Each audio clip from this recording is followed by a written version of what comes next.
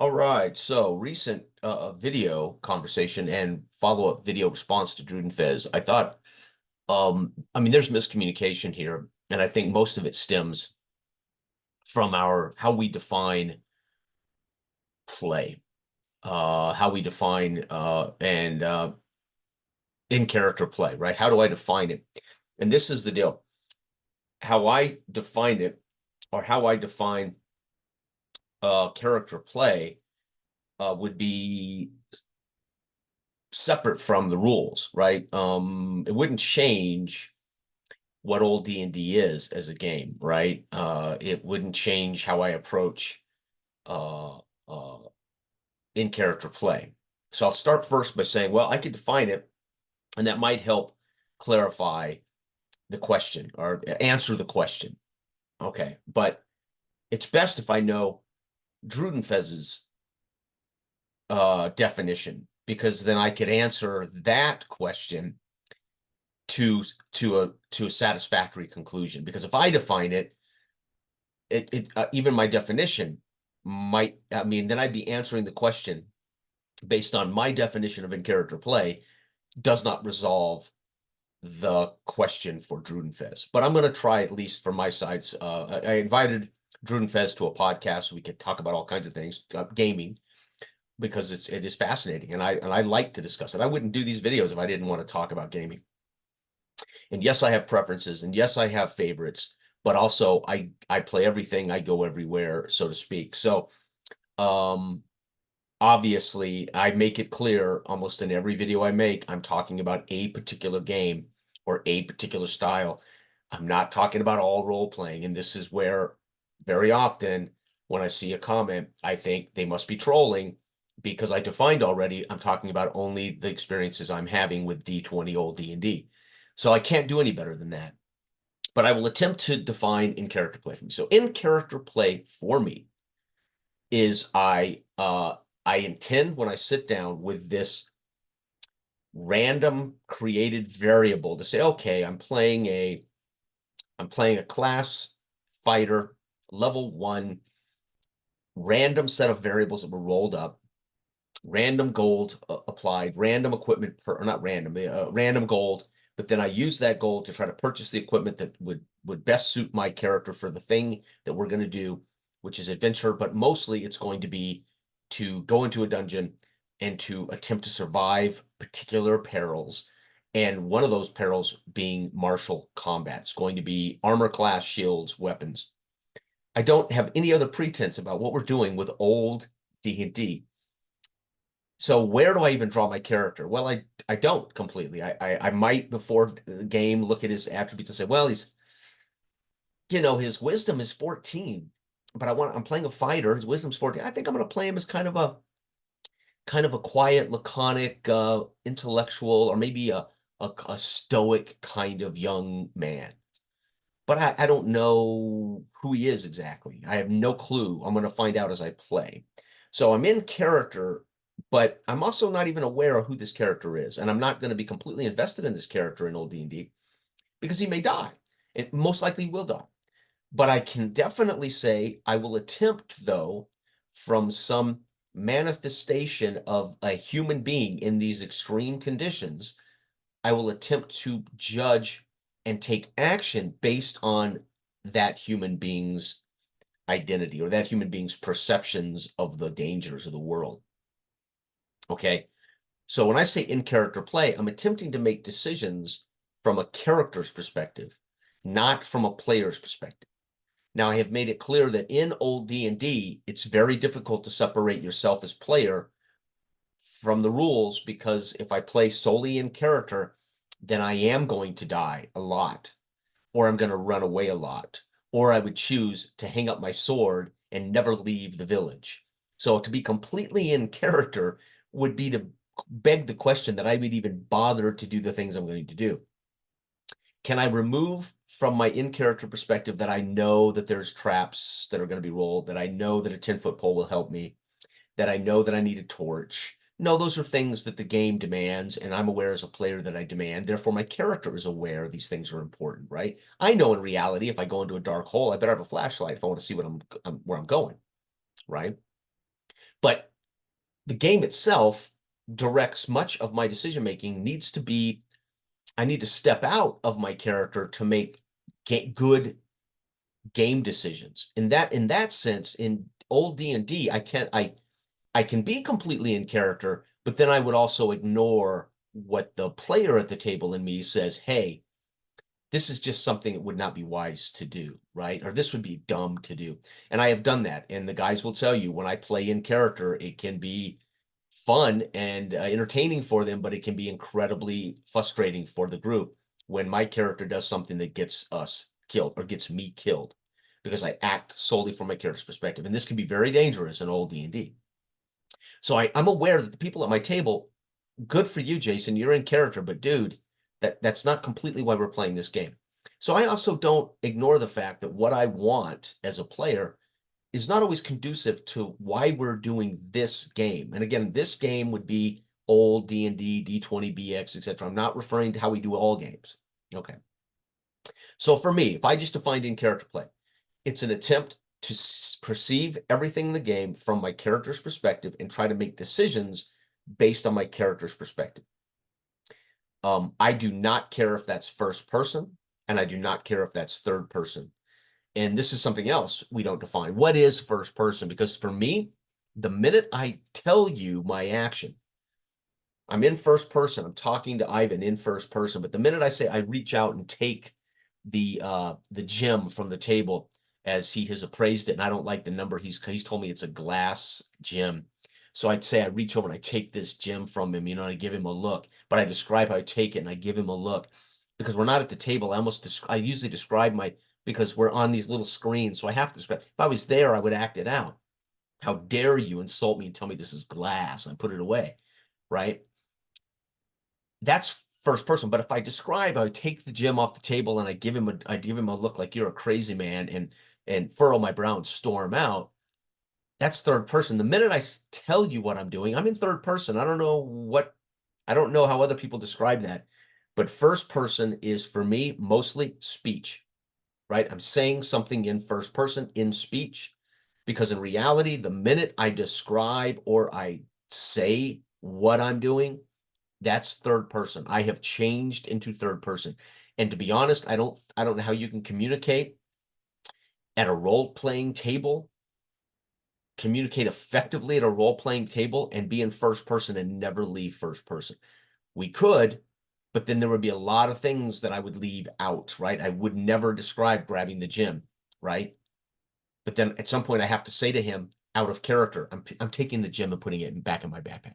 That's completely out of character.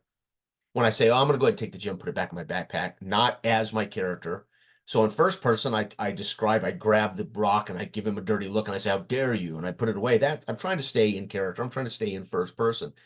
But the minute I describe those things, I'm in third person. So what is in character play? What is out of character play? And so these to me are the simple definitions. But again, I could be completely on a different terminology path as you are, or as Drudenfusz maybe here, right? So how can I answer the question? Well, I'll try. I can be in character because I attempt to view everything from my character's perspective. I don't care if I'm doing this in first person. I don't care if I'm doing this in third person, but I'm first and foremost going to filter everything that I hear from the GM and from my party mates. I'm going to literally filter it as my character first. I may, in old D&D, check it and say, yes, but let's not forget this is a game. And there are things that if I want to keep this character alive, I have to do. So we talk about death, right? So in D&D, if I play completely in character, it's even more lethal because I'm not going to weigh whether it's a smart decision or not. I'm going to just act in character, and most likely some characters are going to act impulsive. Some characters are going to react as I was in character in Joth as Arig, the 17-year-old boy, when the grudge guardian dug up my dead family again, and I saw red and I went after him, disregarding that in reality, my 1-level fighter, or whatever he was, 2-level fighter, was ever going to defeat this grudge guardian. Because it was in character, it was what Arig would do. But if I was playing it solely from a player's perspective, then whatever Todd said to me that they dug up my family, I would just ignore it. I would just say, so what? You can dig up they don't mean shit to me. I'm Jason. I'm playing a game. I'm completely separate from the world. Then Todd would have just been talking, and I would have just said, whatever. I took it from an in-character perspective. He did what? They've dug up my family again, and I responded in kind. And it doesn't matter what game I'm playing, right? Am I aware, even in that headspace, that this is suicide? When I race up the hill and I want to drop in and fight the creature, because again I'm emotionally affected by digging up my family and my siblings again.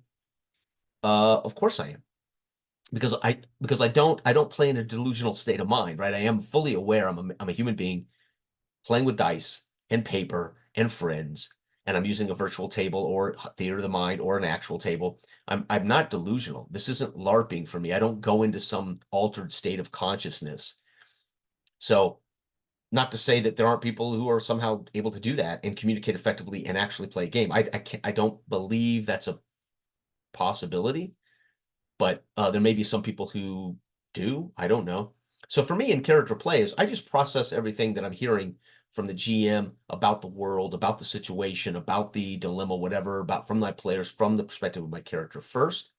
I attempt to try to make the decisions based on that perspective, regardless of the game itself. But I am very aware in old D&D, for instance, that if I do that, then I drastically affect the value of my character, because they're going to probably either they would go home and hang up their sword and never adventure again because this is nuts, or they would maybe put themselves constantly in peril for all the wrong reasons. So there's a fine line we walk, right? So maybe that answers the question, because I am fully in character. I try to be fully in character, but I'm also a player and I'm aware of the rules. I'm aware of what the game's asking me to do, even if I'm playing 5th edition, where it's saying, hey, we're more protagonists here. We have a different role in this overarching story, this overarching campaign. And my role is notched up a bit as I'm more of a protagonist and I am a little more capable as a hero. Therefore, I'm going to probably approach the table, the setting, my peers, my GM, with a little more elevated consciousness of how important my character is. So it's that argument.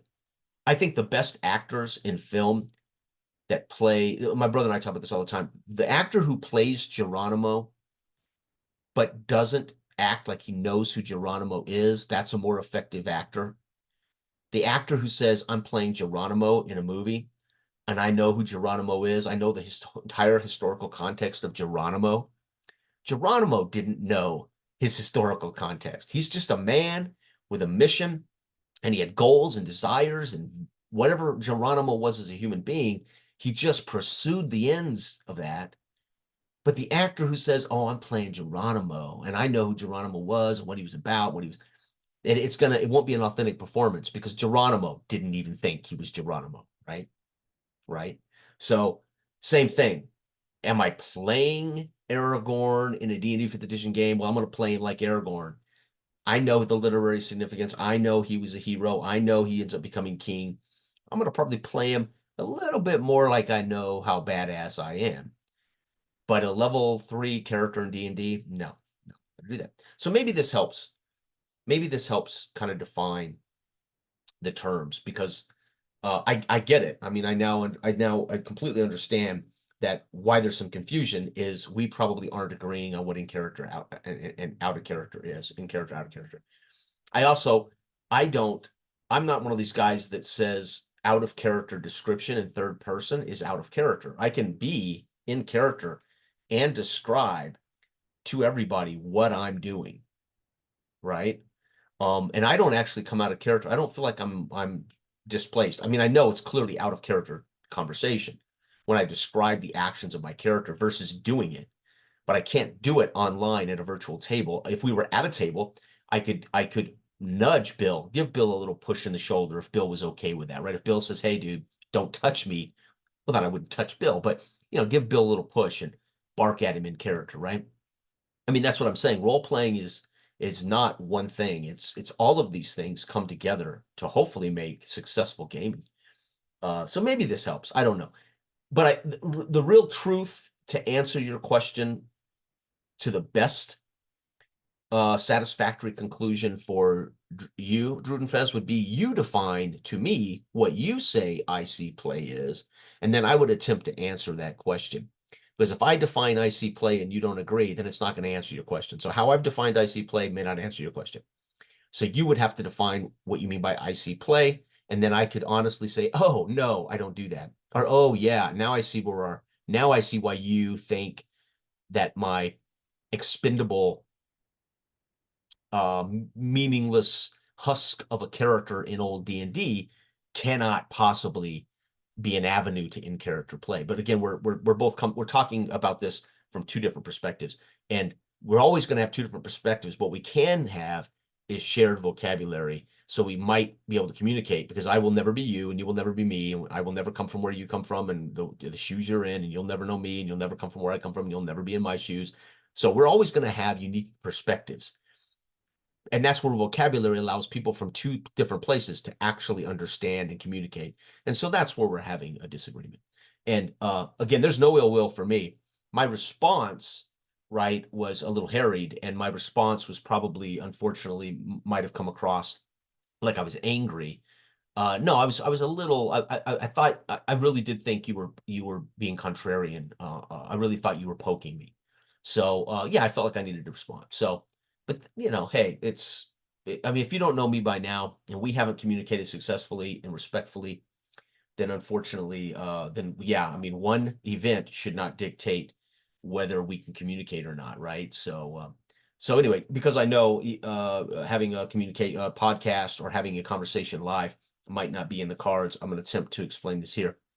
So for me, in-character play is trying to make decisions from my character's perspective. I try to view the world, take everything in from their perspective. I don't care if I'm in first person or third person. It doesn't matter to me.